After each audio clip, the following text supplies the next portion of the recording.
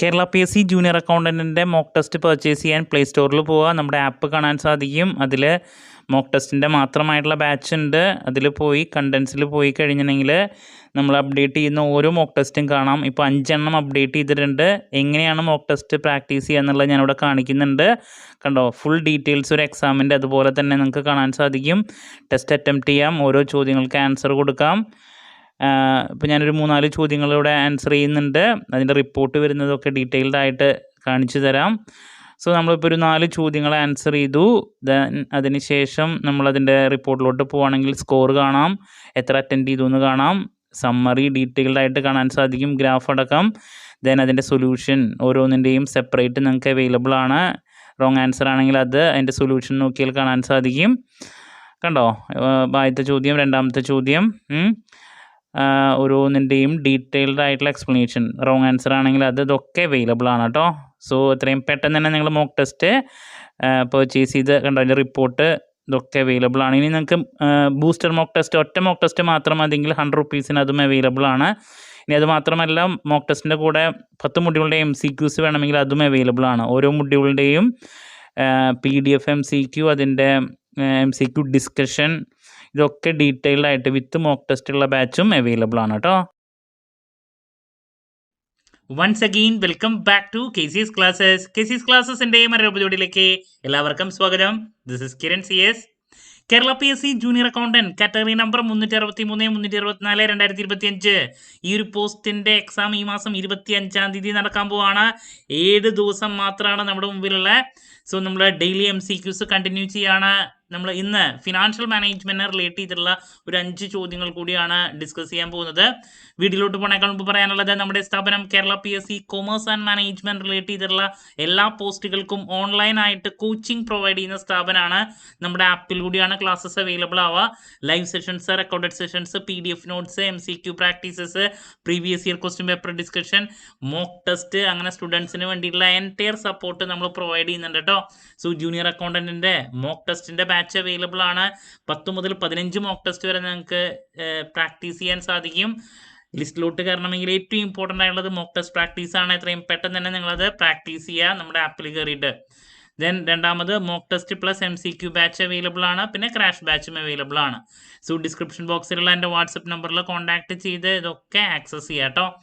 Commerce base ചെയ്തിട്ട് next നടക്കാൻ പോകുന്ന സ്റ്റേറ്റ് ടാക്സ് ഓഫീസറിൻ്റെ പുതിയ ബാച്ച് നമ്മൾ ആരംഭിച്ചിട്ടുണ്ട്. സോ അതിന് നിങ്ങൾക്ക് ജോയിൻ ചെയ്യാൻ സാധിക്കും. ഓക്കെ, സോ നമുക്ക് എന്തെങ്കിലും വീഡിയോയിലോട്ട് കിടക്കാം. അപ്പോൾ ഇതാണ് നമുക്ക് ഡിസ്കസ് ചെയ്യേണ്ട next question. Factors determining dividend. Number 1, ആദ്യത്തെ statement, high growth companies typically have higher dividend payout ratio.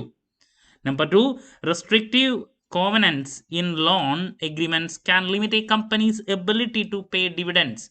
Number 3, inflation may lead companies to retain more earnings to replace assets at higher prices.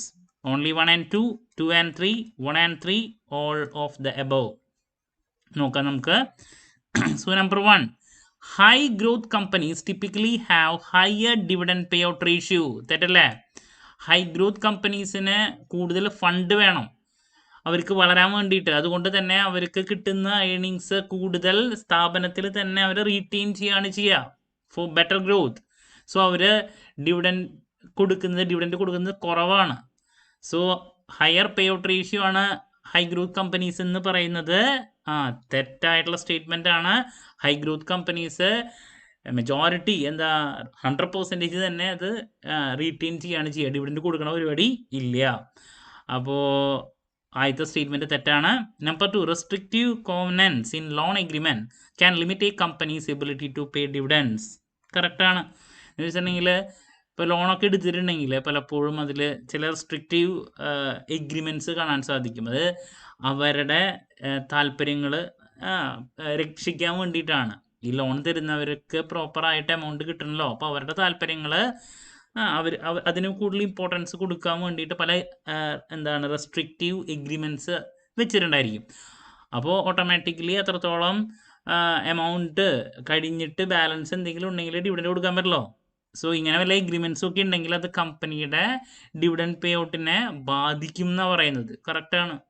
അപ്പോൾ പലപ്പോഴും ലോണൊക്കെ എടുക്കുന്ന സമയത്ത് അല്ലെങ്കിൽ bond issue ചെയ്യുന്ന സമയത്ത് ഇങ്ങനെ റെസ്ട്രിക്റ്റീവ് ആയിട്ടുള്ള എഗ്രിമെന്റ്സ് ഉണ്ടെങ്കിൽ അത് സ്ഥാപനത്തിനെ ബാധിക്കുന്നുള്ളതാണ്. Sure. Number 3, inflation may lead companies to retain more earnings to replace assets at higher prices. അതും കറക്റ്റ് അല്ലേ? ഇൻഫ്ലേഷൻ വരുമ്പോൾ ഓട്ടോമാറ്റിക്കലി റീപ്ലേസ്മെന്റ് കോസ്റ്റ് കൂടും. ഇപ്പോൾ അസെറ്റിന് കൂടുതൽ ഡിപ്രീസിയേഷൻ എമൗണ്ട് സ്പെൻഡ് ചെയ്യേണ്ട വരും.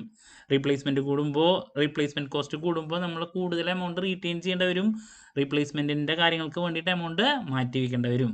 ഓക്കെ, കറക്റ്റാണ്. അപ്പോൾ 2ഉം 3ഉം കറക്റ്റാണ്. ഓപ്ഷൻ ബി ആണ് ആൻസർ വരിക. അപ്പോൾ ആദ്യത്തെ തെറ്റാണ് കേട്ടോ. Moving to question number 12, related with Waters model of dividend policy. Number 1, if the return on investment R is greater than the cost of capital, the firm should retain 100% of earnings. Number 2, Waters model suggests that dividend policy does not affect the market price of the share. Number 3, the model assumes the firm is entirely financed by retained earnings, no external debt or equity. So options വരുന്നത് only 1 and 3, 2 and 3, all of the above. നോക്കാം നമുക്ക്. Number 1, if the return on investment is greater than cost of capital, cost of ക്യാപിറ്റലിനേക്കാൾ കടം മേടിച്ചിട്ട് നമ്മൾ കൊടുക്കുന്ന cost, അതാണ് cost of capital, അതിനേക്കാൾ കൂടുതൽ റിട്ടേൺ ആണെങ്കിൽ the firm should retain 100% earnings. Firm 100% retain ചെയ്യാണ് ചെയ്യുക. കറക്റ്റ് ആയിട്ടുള്ള സ്റ്റേറ്റ്മെന്റ് അല്ലേ ആദ്യത്തെ? അതാണ് വാട്ടേഴ്സ് മോഡലിൽ പറയുന്നത്. നമ്മുടെ റിട്ടേൺ കൂടുതലാണെങ്കിൽ നമ്മൾ കൂടുതൽ എന്ത് ചെയ്യുക, റീറ്റെയിൻ ചെയ്യുക. നേരെ മറിച്ച് കോസ്റ്റ് ഓഫ് ക്യാപിറ്റൽ കൂടി റിട്ടേൺ കുറയുമ്പോൾ നമ്മളത് 100% ഡിവിഡൻഡ് ആയിട്ട് കൊടുക്കണം. ഇതാണ് വാട്ടേഴ്സ് മോഡലിൽ പറയുന്നത്. Correct. Number 2, Walter's model suggest that dividend policy does not effect the market price of the share. അത് തെറ്റല്ലേ? റെലവൻസ് തിയറിയാണ് വാട്ടേഴ്സ് മോഡല്. ഡിവിഡൻഡ് പോളിസി എന്ന് പറയുന്നത് മാർക്കറ്റ് പ്രൈസിനെ എഫക്റ്റ് ചെയ്യുന്ന വാട്ടർ സജസ്റ്റ് ചെയ്തിട്ടില്ലേ? ഡിവിഡൻഡ് കൊടുത്താൽ വാല്യൂ ഓഫ് ദി ഫേം കൂടുന്നാണ് വാട്ടർ പറയുന്നത്. സോ ഇവിടെ ഇറലവൻസ് ആണ് ഈ ഒരു സ്റ്റേറ്റ്മെന്റിലൂടെ അവർ പറഞ്ഞിട്ടുള്ളത്. തെറ്റാണ്. റെലവൻസ് ഉണ്ടെന്നാണ് വാട്ടർ പറയുന്നത്. Number 3, the model assumes the firm is entirely financed by retained earnings. കറക്റ്റാണ്. അതാണ് അസംഷൻ. എന്താണ് ഫിനാൻസ് ചെയ്യുന്നത് മൊത്തം റീറ്റെയിൻ ഏർണിങ്സ് ആണ്, no external debt or equity എന്നാണ് വാട്ടറുടെ സജഷൻ അസംഷനിൽ. അപ്പോൾ മൂന്നാമത്തെ കറക്റ്റാണ്. അപ്പോൾ 1ഉം 3 ആണ് കറക്റ്റായിട്ട് വരിക. ഓപ്ഷൻ ബി ആണ് ആൻസർ. അപ്പോൾ 3 മോഡലിൻ്റെയും കാര്യങ്ങളും പഠിക്കണം, മറക്കരുത് കേട്ടോ. നെക്സ്റ്റ് ഗോർഡൻ മോഡലിനെ റിലേറ്റ് ചെയ്തിട്ടുള്ളതാണ് ബേർഡ് ഇൻ ഹാൻഡ് തിയറി എന്ന് പറയും നമ്മൾ. Number 1, investor prefer current dividends over future capital gains due to uncertainty. Number 2, the model assumes that the internal rate of return and cost of capital are constant. Number 3, according to Gordon, if R less than K, increasing the dividend payout will decrease the share price. 1 and 2, 2 and 3. Then next 1 and 3, all of the above. ഇപ്പോൾ ഗോർഡൻ്റെ മോഡലിൻ്റെ പ്രത്യേകത എന്താ? ഗോർഡൻ്റെ main സജഷനാണ് first statement. എല്ലാവരും ഇപ്പോഴത്തെ ബെനഫിറ്റിനാണ് കൂടുതൽ importance കൊടുക്കുക, അതല്ലാണ്ട് ഫ്യൂച്ചറിൽ കിട്ടാൻ പോകുന്ന ക്യാപിറ്റൽ ഗെയിനല്ല. ഇതാണ് ഗോർഡൻസ് മോഡലിൻ്റെ മെയിൻ അല്ലേ ഒരു കോൺട്രിബ്യൂഷൻ കൺസെപ്റ്റ്. അതിനാണ് ബേർഡ് ഇൻ ഹാൻഡ് തിയറി എന്ന് പറയുന്നത്. കറക്റ്റാണ് first statement. Investor prefer current dividends over ഫ്യൂച്ചറിൽ കിട്ടാൻ പോകുന്ന ക്യാപിറ്റൽ ഗെയിനേക്കാളും കൂടുതൽ, ക്യാപിറ്റൽ അപ്രീസിയേഷനേക്കാൾ കൂടുതൽ ഇൻവെസ്റ്റേഴ്സ് പ്രിഫർ ചെയ്യുന്നത് ഇപ്പോൾ ലഭിക്കുന്ന ഡിവിഡൻഡിനാണ്. അപ്പോൾ അതുകൊണ്ടാണ് ഈ പറയുന്ന ഡിവിഡൻഡ് കൊടുക്കുന്നതിന് ഇമ്പോർട്ടൻസ് ഉണ്ടെന്ന് ഗോർഡൻ പറയുന്നത്. Number 1 കറക്റ്റാണ്. Number 2, the model assumes that internal rate of return and cost of capital are constant. അത് കറക്റ്റ് അല്ലേ? അസംഷൻ ആണ് ആളുടെ. കറക്റ്റാണ്. Then according to Gordon, if return less than K എന്ന് വെച്ചിട്ടുണ്ടെങ്കിൽ റിട്ടേൺ കുറവും കോസ്റ്റ് ഓഫ് ക്യാപിറ്റൽ എന്ന് പറയുന്നത് കൂടുതലുമാണെങ്കിൽ increasing the dividend pay out will decrease the share price. അത് തെറ്റാണ്. എന്താ ഗോർഡൻ പറഞ്ഞിട്ടുള്ളത്? റിട്ടേൺ കുറവും കോസ്റ്റ് ഓഫ് ക്യാപിറ്റൽ കൂടുതലുമാണെങ്കിൽ നമ്മൾ ഡിവിഡൻഡ് കൂടുതൽ കൊടുക്കണം. എന്നാൽ മാത്രമേ കാര്യമുള്ളൂ. അങ്ങനെ ഡിവിഡൻഡ് കൂടുതൽ കൊടുക്കുകയാണെങ്കിൽ നമുക്ക് ഈ പറയുന്ന വാല്യൂ ഓഫ് ദി ഫേം കൂടും, മാർക്കറ്റ് പ്രൈസ് കൂടും എന്നാണ് പറയുന്നത്. ഇവിടെ നേരെ ഓപ്പോസിറ്റ് ആണ് ഈ സ്റ്റേറ്റ്മെൻറ്റിൽ പറഞ്ഞിട്ടുള്ളത്.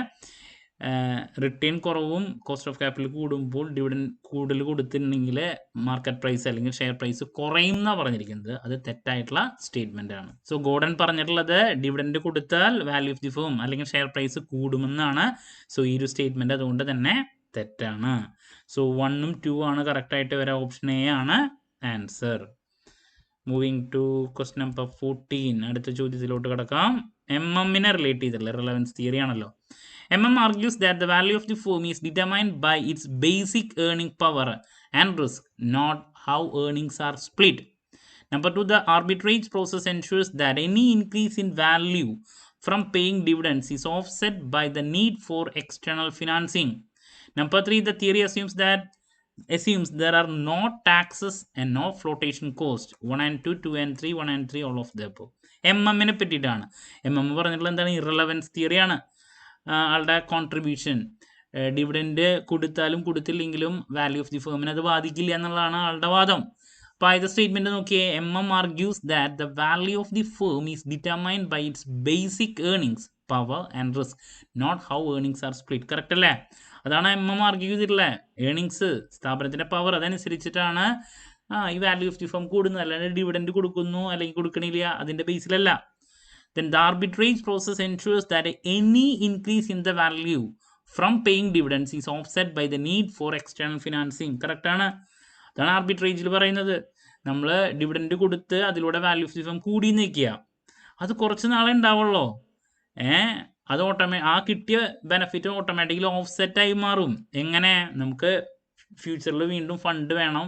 ആ ഫണ്ടിന് വേണ്ടിയിട്ട് നമ്മൾ ഇക്വിറ്റി ആണ് ഇഷ്യൂ നടത്തുക. അപ്പോൾ ഇക്വിറ്റി ഷെയർസിന് വേണ്ടിയിട്ട് നമ്മൾ ഷെയർസ് ഇഷ്യൂ നടത്തുമ്പോൾ നമ്പർ ഓഫ് ഇക്വിറ്റി ഷെയർസ് കൂടുന്നു. ഓട്ടോമാറ്റിക്കലി നേരത്തെ കിട്ടിയിട്ടുള്ള ബെനഫിറ്റ് അവിടെ ഓഫ്സെറ്റ് ചെയ്തു പോകുന്നു. എക്സ്റ്റേണൽ ഫിനാൻസിങ്ങിന് ഡിപ്പെൻഡ് ചെയ്യുമ്പോൾ നേരത്തെ കിട്ടിയിട്ടുള്ള ബെനഫിറ്റ് ഓഫ്സെറ്റ് ചെയ്തു പോകുന്നു. അതാണ് ആർബിട്രേജ് പ്രോസസ്സിലെ MM പറഞ്ഞിട്ടുള്ളത്. കറക്റ്റാണ്. Number 3, the theory assumes there are no taxes and no flotation cost. അതും കറക്റ്റാണ്. ആ അസംഷനിലുള്ളതാണ്. അപ്പോൾ 3 സ്റ്റേറ്റ്മെന്റ്സും കറക്റ്റാണ് കേട്ടോ. ഓപ്ഷൻ ഡി ആണ് ആൻസർ. നമുക്കൊരു ചോദ്യം കൂടി ഇന്ന് ഡിസ്കസ് ചെയ്യാം. ലിവറേജിൻ്റെ അങ്ങനെ വരില്ല, എന്നാലും കൺസെപ്റ്റ് റിലേറ്റ് ചെയ്തൊരു ചോദ്യം ഞാൻ ഇട്ടിട്ടുണ്ട്, ഒന്ന് നോക്കാം. സിലബസിൽ ലിവറേജ് പറഞ്ഞിട്ടില്ല. Number 1, operating leverage is concerned with the mix of fixed and variable operating costs. Number 2, financial leverage is favorable if the return on investment is lower than cost of debt. Number 3, combined leverage measures the total risk of the firm, operating plus financial. 1 and 2, 2 and 3, 1 and 3, all of the above. നോക്കാം. Operating leverage is concerned with the mix of fixed and variable operating costs. Correct ആണ്. Operating ലിവറേജിലാണ് ഫിക്സഡും വാരിയബിളും രണ്ടും കൂടിയിട്ട് വരുന്നത്. ശരിയാണ്. Number 2, financial leverage is favorable if return on investment is lower than cost of debt. തെറ്റല്ലേ? Financial leverage unfavourable ആവുകയാണ് ചെയ്യുക. Return കുറവും cost കൂടിയാൽ അതെന്താണ്? അൺഫേവറബിൾ. അവിടെ ഫേവറബിൾ എന്നാണ് പറഞ്ഞിരിക്കുന്നത്. അത് തെറ്റാണ്. Then combined leverage measures the total risk of the firm, operating plus financial ആണ് കമ്പൈൻഡ്. കറക്റ്റ് ആണ്. അപ്പോൾ 1ഉം 3 ആണ് കറക്റ്റായിട്ട് വരിക. ഓപ്ഷൻ സി ആണ് ആൻസർ.